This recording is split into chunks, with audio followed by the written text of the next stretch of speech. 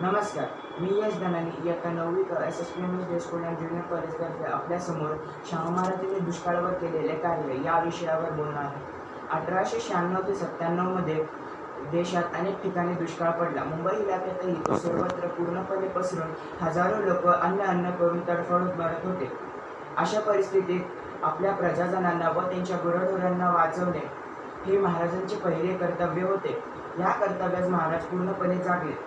त्यांनी उन्हातान्हात दुष्काळग्रस्त भागाचे दौरे काढून प्रजेला दिलासा दिला. म्हैसूर राज्यातून धान्य मागून गावागावात स्वतः धान्याची दुकानं काढली. धान्य विकत घेण्यासाठी रयतेकडे पैसे यावे म्हणून त्यांनी रस्त्यांची, तलाव, विहीर, खुदाईंची, दुष्काळ रोजगाराची कामे काढली. सरकारची जंगले व करुणे रयतेच्या गुराढोरांसाठी खुली केली गेली. काही जनावरांची सोय सरकारी थट्टीत मोफत केली गेली. 1899 ते 1900 मध्ये पुन्हा एकदा भीषण दुष्काळ पडला.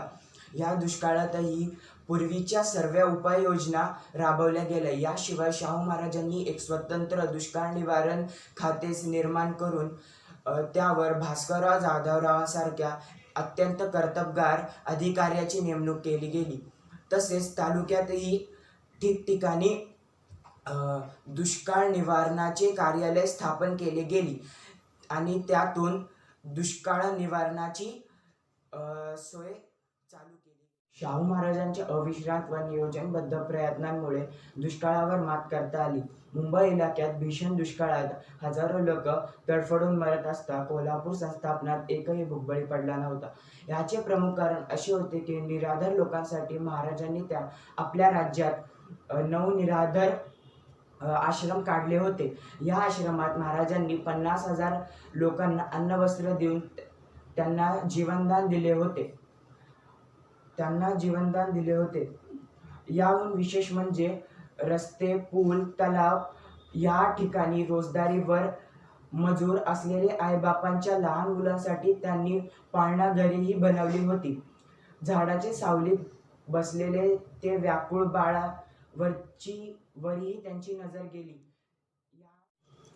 महाराष्ट्र शासन राज्यातील रोजगार हमी व तेथे मजुरांच्या बालकांसाठी पाळणाघरे राबवली गेली आहे.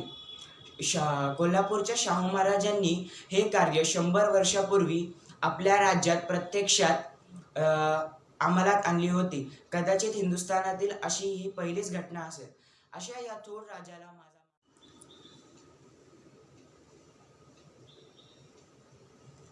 धन्यवाद.